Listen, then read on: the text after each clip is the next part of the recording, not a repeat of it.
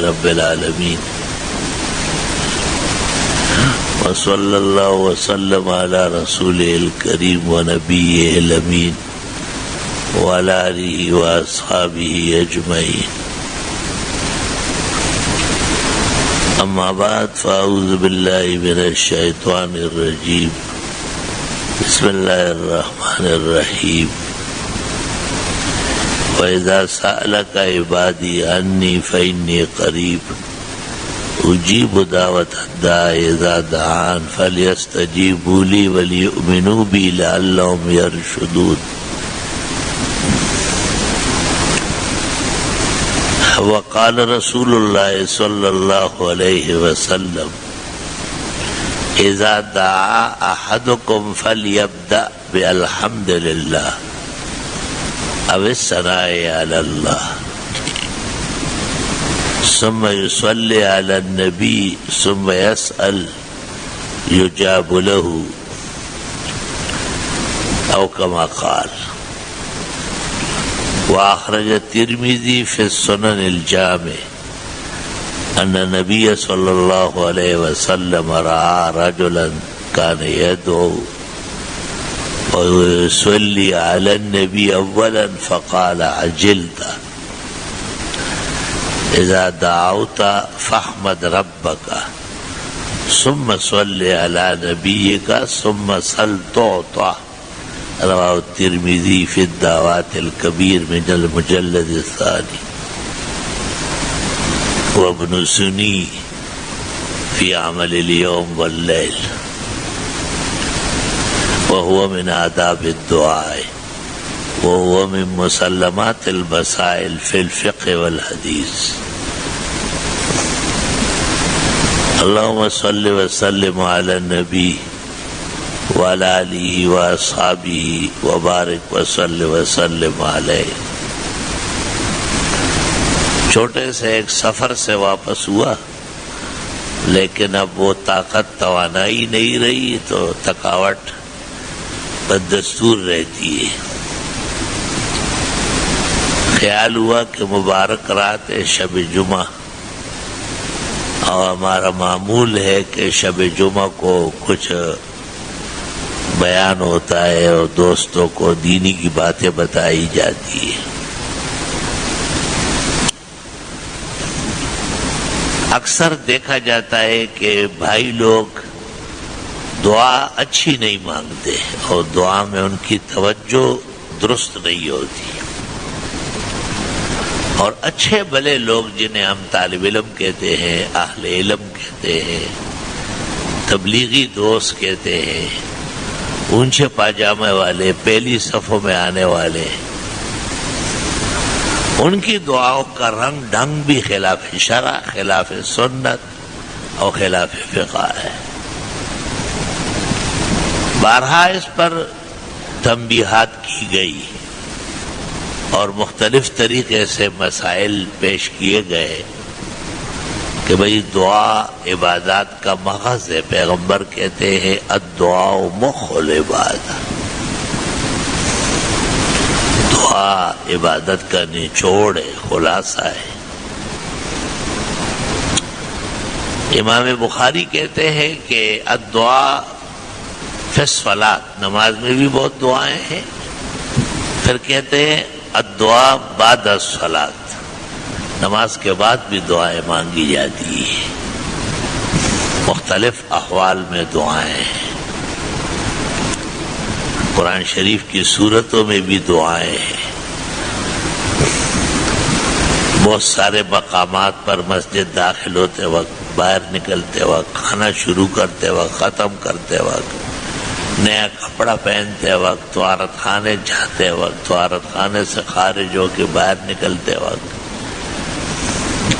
یہاں تک کہ بیوی سے ہم بستری کے وقت بھی اللہم جنبنا الشیطان وجنب الشیطان مما رزقتنا، اے شیطان ہم سے بھی اور جو اولاد آپ دیں گے ان سے بھی دور فرما. بخاری شریف میں ان قدر بینہما ولد لم یضرہ، اگر اس ملاقات سے بچہ جڑ گیا تو شیطان اس کا کچھ نہیں بگاڑ سکے گا، کیونکہ کہ دعا مانگی گئی ہے. للدعوات تاثیر بلیغ وقد ينفیہ اصحاب الضلال. بد المعالی میں ہے کہ دعاؤں کے اثرات تو مسلم ہیں. گمراہ لوگ، بے دین لوگ نہیں سمجھتے، وہ دعاؤں کو نہیں مانتے.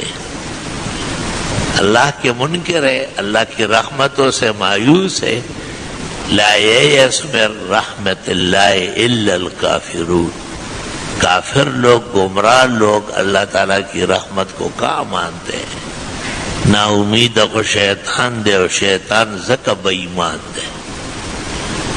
شیطان بھی بری طرح مایوس ہوا. اگر وہ خدا کی رحمت کا پیچھا کرتا، شاید ازل الہی کوئی اور تقدیر صادر کر لیتی. والمسألة طویلۃ الذیل فی محلها.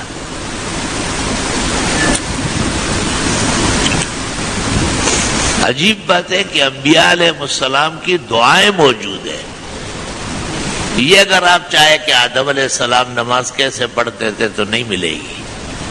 ہمیں کوئی روایت اس میں نہیں ملی کہ آدم علیہ السلام کس طرح شروع کرتے تھے، ختم کرتے تھے. یہ بات معلوم ہے کہ بعض شرائع میں فجر فرض ہے، بعض میں ظہر، بعض میں عصر، بعض میں مغرب، بعض میں عشاء. ہماری شریعت کو معراج کے بعد 5 نمازیں دے دی گئی، اور معراج سے پہلے صرف فجر اور عصر تھی. بخاری مسلم تمام متواترات موجود ہیں. لیکن مسائل کی تفصیل بظاہر نہیں ملتی ہے. بس وہ محمد الرسول اللہ صلی اللہ علیہ وسلم کے اعمال تمام انبیاء کا خلاصہ اور نچوڑ ہے. اور حضرت صلی اللہ علیہ وسلم نے بعض نمازوں کو کہا بھی ہے کہ انبیاء اس طرح نماز پڑھتے تھے. متعین تو نہیں فرمایا، لیکن یہ عجیب بات ہے کہ انبیاء کی دعائیں موجود ہیں. آدم علیہ السلام کی دعا ہے ربنا ظلمنا انفسنا وَإِن لَّمْ تَغْفِرْ لَنَا وَتَرْحَمْنَا لَنَكُونَنَّ مِنَ الْخَاسِرِينَ. نوح علیہ السلام کی دعا ہے رب انی مغلوب فانتصر رب لا تذر علی الارض من الکافرین دیارا. ان کافر بے ایمانوں میں ایک کو بھی نہ چھوڑے. خدا انہوں نے مجھے بہت عاجز و بے بس کیا، آپ میری مدد فرمائیں.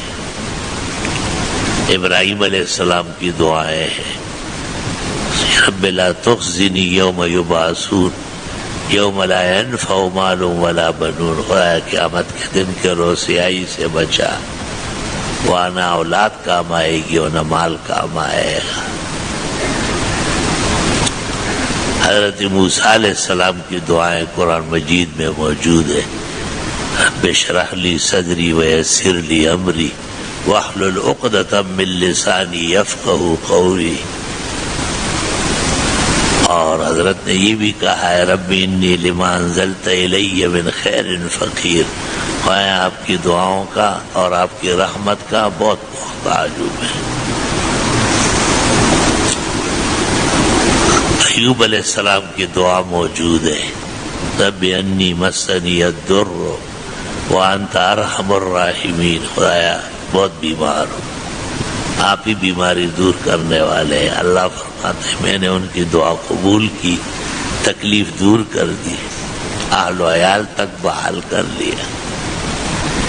اسماعیل علیہ السلام، ادریس، ذوالکفل، یونس علیہ السلام، زکریا علیہ السلام، مائی مریم، حضرت عیسیٰ مسیح، تمام انبیاء کی دعائیں کسی رنگ میں قرآن کریم میں اور بہت ساری احادیث میں موجود ہے. کہتے ہیں دو چیزیں ہیں جو لازوال ہیں، ایک دعا اور ایک انبیاء کا مقام. اب دیکھو آدم علیہ السلام سرندیب پہاڑ پہ آئے، نوح علیہ السلام کی کشتی واستوت علی الجودی، جبل جودی پر رک گئی. موسیٰ علیہ السلام کوئی طور پر ہم کلام ہوتے تھے، حضرت عیسیٰ بھی اس کے ایک حصے میں مبعوث ہوئے شرق غربی میں، اور ہمارے پیغمبر کی ہجرت دیکھے تو غار سور جبل سور میں، وہی دیکھے تو غار حرا جبل حرا میں۔ علماء کہتے ہیں کہ اور چیزیں ٹھہر نہیں سکتی ہے دنیا میں، حکومتیں بدل جاتی ہے، زمینیں تبدیل ہو جاتی ہے، لیکن پہاڑ اپنی جگہ قائم دائم رہتا ہے۔ دنیا کے کل 17 پہاڑ بتائے ہیں طبقات الارض کے ماہرین نے، جو پوری دنیا پر حاوی ہے، باقی چھوٹے چھوٹے جو ہے وہ نجی کاری کے درجے میں ہے۔ اور دعا جو انبیاء کی ہے وہ سب موجود ہے تقریباً۔ اللہ تعالیٰ نے قرآن کریم میں 25 پیغمبروں کی دعائیں ذکر فرمائی ہیں، احادیث مبارکہ میں اس سے زیادہ ہے۔ ہمارے رسول جناب نبی کریم صلی اللہ علیہ وسلم کی تو اتنی دعائیں ہیں کہ مستقل محدثین باب قائم کرتے ہیں، کتاب الدعوات نسائی کی اور ابن ماجہ کی اور ابو یعلا کی اور مسند احمد کی اور بخاری کی اور مسلم کی اور ترمذی کی اور سنن ابی داؤد کی اور سنن سعید ابن منصور کی، مستقل کتاب الدعوات لکھی گئی ہے۔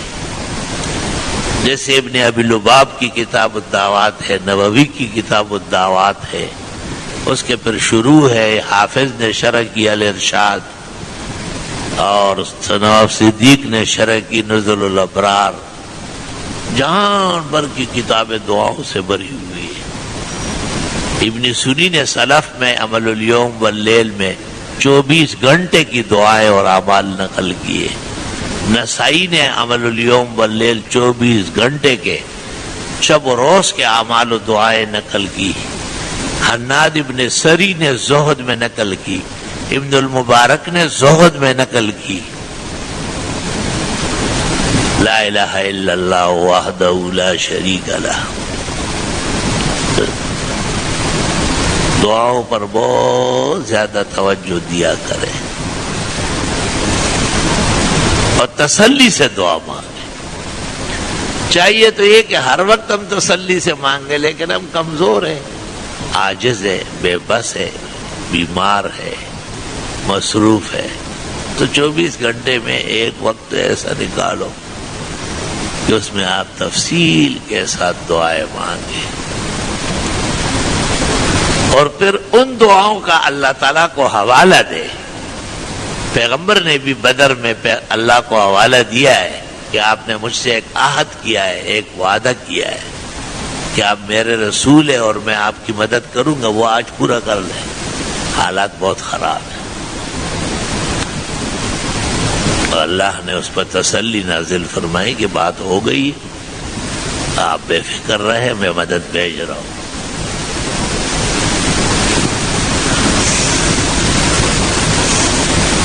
قرآن کریم میں ہے کہ جب بھی انبیاء و مرسلین نے دعائیں مانگی، اللہ نے ان کو سرخرو فرمایا ہے۔ اللہ اکبر و کبیرہ۔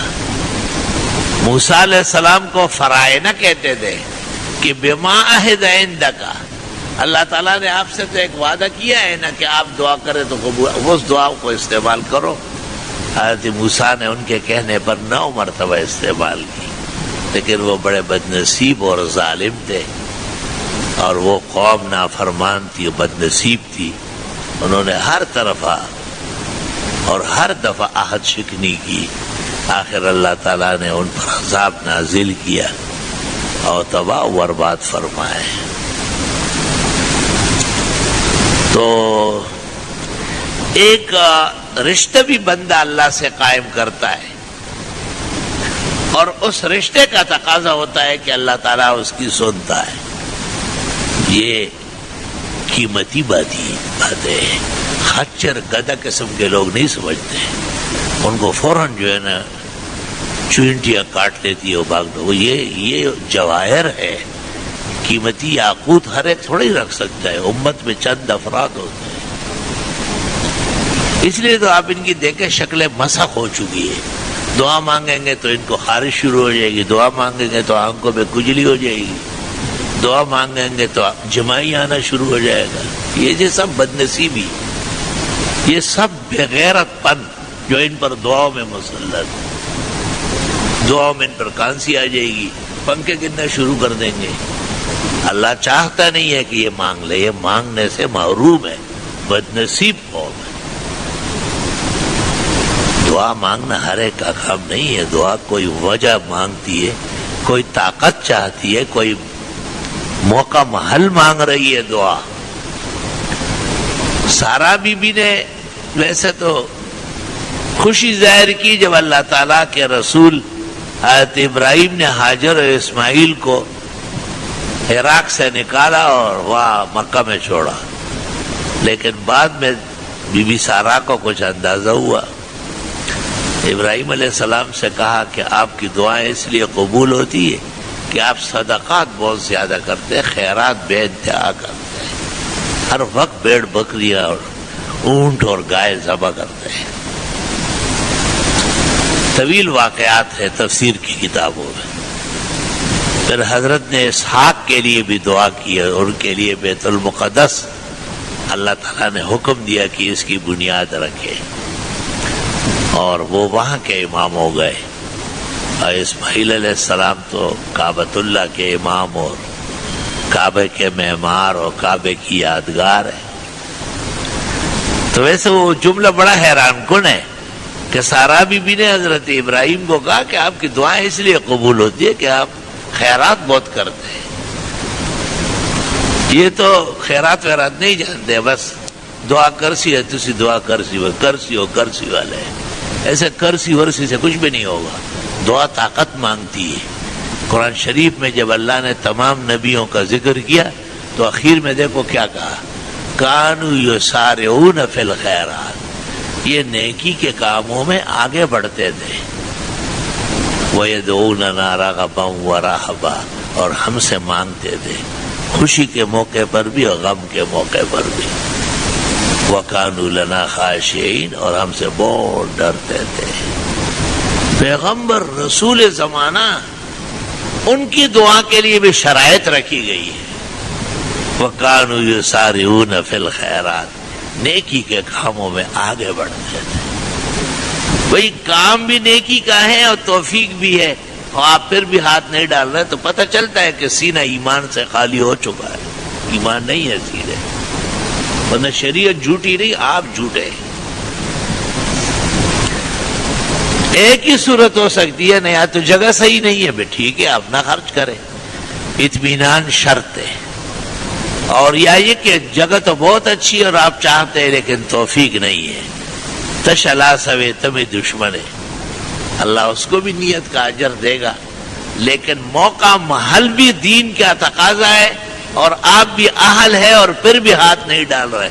میرے علم میں اس کا جواب نہیں کہ یہ شخص خدا کے حضور کیا کہے گا کہ میں نے کیوں نہیں ختم کیا. یہ وہ حب مال ہے جو انسان کو ڈبوتا ہے اور ایمان خالی کرا کے چھوڑ دیتا ہے. تو دعا تو ایک طاقت ہے جو بندے کی اللہ سے قائم ہوتی ہے اور اللہ تعالیٰ اس کا بہت زیادہ خیال رکھتا ہے. آج یہ ایک عالم دین سے میں ذکر کر رہا تھا، میں نے کہا دیکھو اسلامی عقائد کے مطابق سب سے بڑا طبقہ جو خلائق کا ہے وہ انبیاء علیہ السلام. بخاری شریف میں کہ ایک پیغمبر نے اپنی قوم کو لے کے باہر نکلے اور صلاۃ استسقاء پڑھ رہے تھے کہ یا اللہ بارش برسا، بہت تکلیف ہے. حق تعالیٰ نے کہا کہ ابھی آپ سے پہلے ایک چونٹی آئی تھی اور وہ بھی اپنی قوم کو لے کے آئی اور رونا دھونا اسی میدان میں کیا اور میری بات ہو گئی اس سے. بارش کا فیصلہ میں کر چکا ہوں، آپ جا سکتے ہیں. دیکھو اللہ کے یہاں ننھی منی مخلوق کو اس نے تو بنائی ہے نا، ننھی منی تو آپ کے ہمارے خیال میں اس کا تو خلقت ہے، اس نے تو قدرت آزمائی کی ہے، تب یہ مخلوقات بنی ہے۔ کسی کا باپ کوئی پر تو بنا لے، ان کا نہیں بنا سکتے کوئی بھی۔ لا الہ الا اللہ وحدہ لا شریک لہ لہ الملک ولہ الحمد وعلی کل شیء قدیر۔ علماء نے اس سے استدلال کیا ہے کہ جب صلاۃ استسقاء ہو رہی ہو، جس کو ہم کہتے ہیں دزارئی مز، اور آدمی باہر نکل کے دعا مانگتے ہو کہ یا اللہ بارش برسا، تو حیوانات کو بھی لے جائے، بھینسیں، اونٹ، گائے اور بھیڑ بکریاں، کیونکہ یہ بھی تکلیف محسوس کرتے ہیں اور اللہ تعالیٰ کی ان پر بھی رحمت آتی ہے۔ لیکن کفار کو نہ لے جائے، ہندوؤں کو، سکھوں کو، دھرمیوں کو، گوتھڑوں کو، کہ ان پر اللہ کا قہر اور غضب برستا ہے۔ اس زمانے کے بغیرتوں کے ہاں تو سب برابر ہو گئے، لیکن خدا کی نظر میں کبھی بھی برابر نہیں ہے۔ فقہ بڑا پڑا ہے صلاۃ الاستسقاء کہ کفار خدا کے غضب اور قہر کے مورد ہے، اس کو ہٹا دو وہاں سے، کہ ہٹ جاؤ یہاں سے۔ آج ہم صلاۃ الاستسقاء پڑھتے، آپ لوگ یہاں سے نہ آئیں تاکہ اللہ تعالیٰ ناراض نہ ہو جائے۔ گدھا لے جائے، خچر لے جائے، کتا لے جائے، بلی لے جائے، عام طور پر فقہاء حلال جانور کہتے ہیں کہ ان کو لے جائے، لیکن بڑی کتابوں میں غرائب وغیرہ میں ہے کہ یہ بھی جا سکتی ہے، کارآمد جانور ہے، لیکن لکھا ہے کہ کفار نہ جائے۔ اللہ ان پر خوش نہیں ہے، اللہ کے ذات و صفات یا انبیاء کا انکار کیا ہے، بجائے رحمت کے ان پر قہر نازل ہوتی ہے ہر وقت۔ گویا خدا کی نظر الوہیت میں اور شریعت مقدسہ میں یہ لوگ جو ایمان سے محروم ہیں اور عقائد سے محروم ہیں اور خاتم النبیین صلی اللہ علیہ وسلم پر ایمان سے محروم ہیں، یہ حیوانات کے برابر بھی نہیں ہے۔ قرآن نے کہا ہے اولئک کالانعام بل ھم اضل، یہ جانوروں سے بھی گئے گزرے۔ اللہ اکبر و کبیرہ۔ میرے عزیزوں اور بھائیوں، یہ دعا کا مسئلہ بہت غمگیر مسئلہ ہے۔ اس چھوٹی سی نشست میں اور جس میں میں بھی تھکا ہوا ہوں، اور کچھ سانس کا عارضہ بھی زیادہ پیش آیا ہے، نماز کی برکت سے اور آپ کے ملاقات کی برکت سے اور درس کی برکت سے قدر آرام محسوس کر رہا ہوں، لیکن مسئلہ دعا کا بہت زیادہ تفصیلی ہے، کئی مجلدات میں ہے۔ ایسی موٹی موٹی باتیں ذکر کر لیں گے کہ بھئی حدیث شریف میں ہے کہ جب آپ دعا مانگے تو اللہ تعالیٰ کی ثنا کر لے، حمد کر لے، اللہ کا شکر، کبریائی عظمت بجا لے، الحمدللہ، اللہم انت السلام التحیات للہ۔ کوئی بھی کلمہ جو اللہ کے ثنا و صفت پر دلالت کر لے، شروع اس سے کر لے، اس کے بعد درود شریف پڑھ لے۔ ترمذی شریف میں ہے کہ ایک آدمی نے پہلے درود شروع کیا، جیسے ناخواندہ لوگ دعا کرتے اللہم صلی علی محمد، تو پیغمبر نے کہا عجلتا، عجلت کرنے لگے، جلد بازی سے پیش آ رہے ہو، یہ طریقہ دعا مانگنے کا نہیں ہے۔ میں پوچھتا ہوں، آپ نے بھی کبھی زندگی میں کسی کو کہا کہ دعا ایسا نہیں مانگتے؟ کیونکہ آپ کے دل میں وہ درد کہاں ہے، وہ دعا کی اہمیت کہاں ہے؟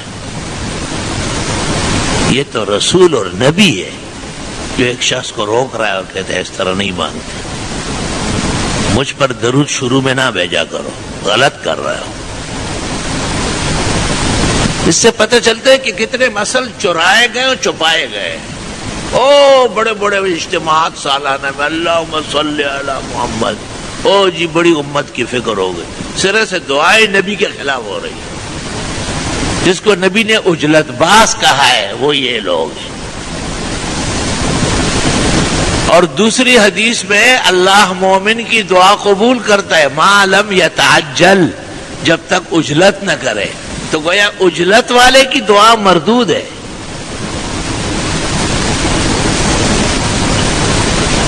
فرمایا کہ جب دعا مانگنے لگو فاحمد ربک، اللہ کا حمد و ثنا کرو، الحمدللہ، سبحان اللہ، اللہ اکبر، اللہ اکبر، لا الہ الا اللہ۔ کوئی بھی کلمہ قرآن و سنت کے مطابق اللہ تعالیٰ کی تعظیم، توصیف، اللہ کی تمجید، تحلیل، کبریائی کا، وہ اللہ کی تعریف ہے، اللہ اس سے خوش ہوتا ہے۔ حدیث میں ہے اللہ اپنی تعریف سے بہت زیادہ خوش ہوتا ہے۔ ویسے ہی آپ کہتے رہے یا اللہ آپ بہت بڑے، یا رب آپ مہربان ہے، یا رب آپ کریم و رحیم ہے، اللہ بہت زیادہ خوش ہوتا ہے۔ اللہ اللہ۔ حدیث شریف میں لا یمدح احد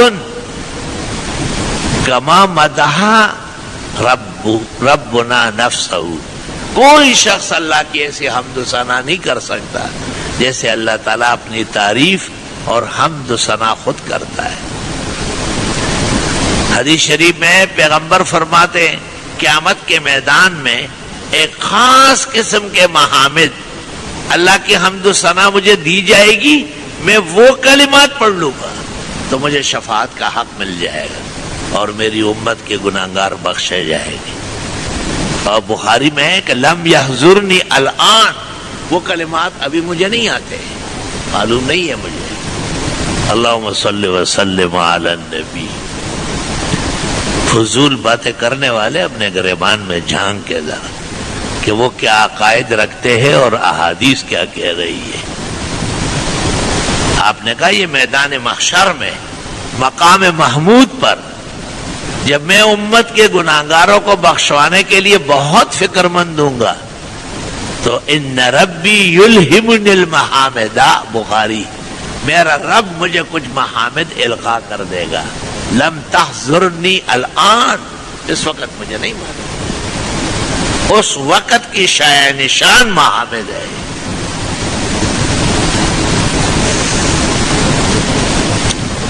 اللہ اکبر و کبیرہ۔ ظاہر ہے ہر موقع اور ہر محل کے علیحدہ آداب ہے اور اس کے مطابق پیغمبر کی رہنمائی ہوتی ہے۔ پیغمبر صاحب وحی ہے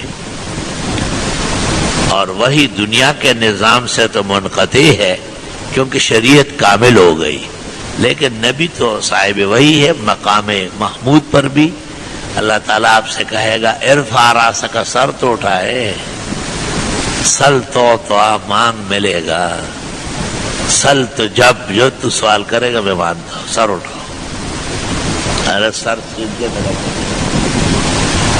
لا الہ الا اللہ۔ اللہم صلی وسلم علی النبی وعلی آلہ واصحابہ وبارک وصلی وسلم علیہ۔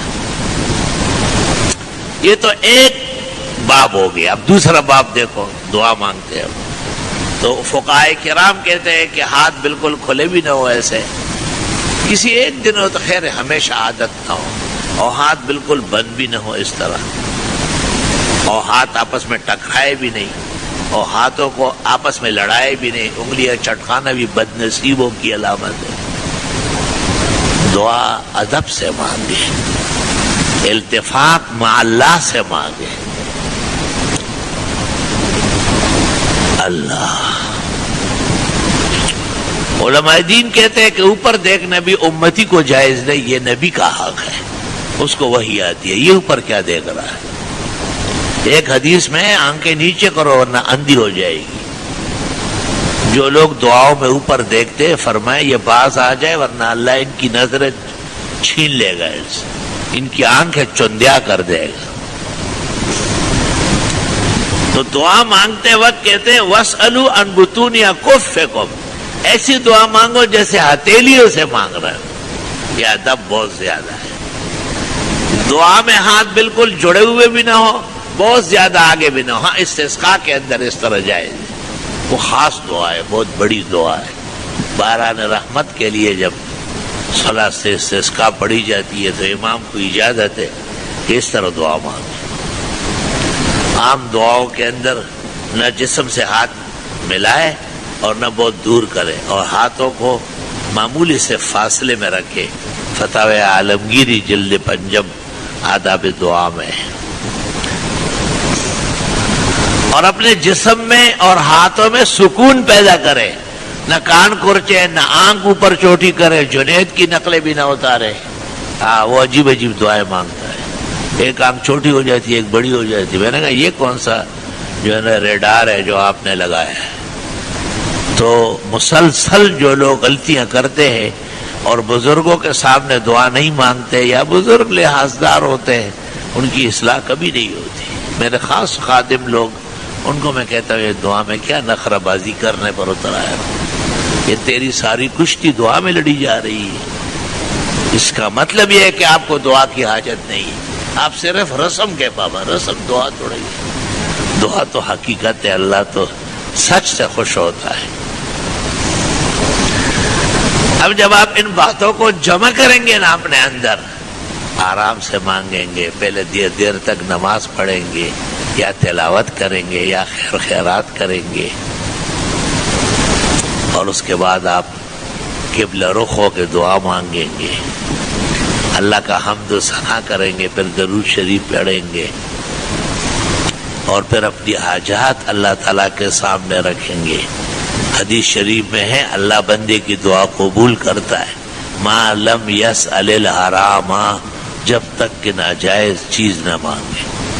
ناجائز اور غلط مانگنا اپنا منہ خدا کے ہاں کالا کرانا ہے. اس لیے علماء کسی کو بد دعا کرنے کے لیے تیار نہیں ہے کہ ہم نہیں کر سکتے. ہو سکتا ہے وہ حق پر ہو. ہاں جب شریعت کہے کہ یہ آدمی غلط ہے، سود خور ہے، حرام خور ہے، زانی ہے، گندے اعمال کا ہے، تو پھر شریعت پر ہمارا ایمان ہے، شریعت کے پیچھے تو چلنا ہے، پر تو کہنا پڑے گا. ورنہ جب تک شریعت کا دو ٹوک فیصلہ نہ ہو کسی متعین فرد پر، علماء دین نے لعنت منع فرمایا ہے کہ اس میں آپ سے غلطی ہو جائے گی. ایسا نہ ہو کہ وہ صاحب جاہ اور مقام ہو اللہ کے ہاں، اللہ آپ سے خفا ہو جائے. اللہ کے دوستوں کو، اللہ کے پیاروں کو تو اچھائی کے ساتھ یاد کرنا ہے. صراط الذین انعمت علیہم. اللہ اکبر و کبیر. دعاؤں کے اندر حدیث میں ہے ایسا مت کہ تو خدا چاہ تو دے، نہ دینا چاہے تو نہ دے. فرمایا لا مکرہ لہ، اللہ پر کوئی زوراور تھوڑا ہی ہے. یہ تو آپ کسی چچا ماما والی باتیں کر رہے ہیں. اللہ تعالیٰ تو رب العالمین جل وعلا ہے. اللہ کو کہیں یا اللہ آپ ہی سے مانگتا ہوں، آپ کے علاوہ کوئی در نہیں ہے جس سے میں مانگوں، اور آپ ہی دیں گے اور آپ دے سکتے ہیں. اس سے اللہ تعالیٰ بہت خوش ہوتے ہیں. اس کو الحاح فی دعا کہتے ہیں، چھیڑ کرنا دعا میں. جیسے چھوٹا بچہ اپنے آپ کو نیچے گرا دیتا ہے، رونا شروع کر دیتا ہے، واویلا مچاتا ہے، پھر بڑا اس کو کہتا ہے اچھا کھڑے ہو جاؤ، چلو چل کے دلا دیتے آپ. تو فرمائے الحاح فی الدعا من آداب الدعا. اللہ اکبر و کبیر. سبحان اللہ و بحمدہ سبحان اللہ العظیم. اور اپنی عاجزی، اپنی بندگی. جو آیت میں نے پڑھی ہے اس میں ہے کہ کچھ لوگوں نے رسول اللہ صلی اللہ علیہ وسلم سے پوچھا تھا ہمارا رب قریب ہے کہ ہم دعا مانگے یا دور ہے کہ ہم چلائے؟ تو یہ آیت نازل ہوئی اذا سالک عبادی عنی فانی قریب. میرے بندے جب آپ سے میرے بارے میں پوچھے تو آپ کہے میں بہت نزدیک ہوں. اجیب دعوت الداعی اذا دعان، دعا کرنے والے کی دعائیں میں قبول کرتا ہوں. فلیستجیبوا لی، بس تم لوگ میری اطاعت کرو، احکام بجا لاؤ. ولیؤمنوا بی، اور مجھ پر ایمان مضبوط رکھو. لعلہم یرشدون، تاکہ یہ لوگ کامیاب ہو جائیں. انسانی زندگی ایک امانت ہے. اس امانت میں اعمال ایفائے امانت ہے، ادائے امانت ہے، اور نیک اعمال نہ کرنا یہ خیانت ہے. کسی نے پیسے دے دیے آپ نے کھا لیے، جھوٹ بول رہے میرے پاس نہیں ہے، کسی کی چیز آپ کے پاس موجود ہے اور یہ آپ نے کس کو دھوکہ دیا؟ اپنے آپ کو دھوکہ دیا۔ عنقریب اسی سے آپ کو جہنم کی سزا ہوگی۔ بخاری شریف میں ہے پیغمبر کا خاص خادم مدعم آپ کا گھوڑا صاف کرتے ہوئے میدان جنگ میں تیر لگا اور مرا۔ لوگوں نے کہا ہنی اللہ شہاد، واہ کیا پیارا شہید ہے۔ آپ نے کہا ہرگز نہیں، اس نے بغیر اجازت کے ایک چھوٹا سا کپڑا اٹھایا ہے اور اب وہ کپڑا آگ میں گرم کر کے اس کو داغا جا رہا ہے۔ پتہ نہیں کتنی دیر تک آگ میں داغا جائے گا، اس کے بعد فیصلہ ہوگا کہ اب عبدالآباد کے لیے جلے یا بخاری شریف غزوہ خیبر میں یہ واقعہ موجود ہے۔ مدعم نام ہے اس شخص۔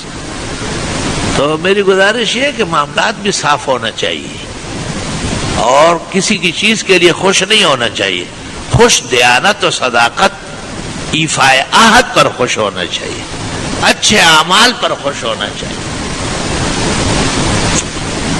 وہ جو 3 آدمی غار میں پھنس گئے اور پھر نکلنے کے لیے انہوں نے کہا اپنے محبوب عمل سے دعا کریں، تو ایک نے بھی اپنے محبوب عمل کا واسطہ دیا تو وہ پتھر تھوڑا سا سر کا، پھر دوسرے نے، تیسرے نے، آخر میں سارا پتھر ہٹ گیا اور وہ لوگ نیچے اتر آئے۔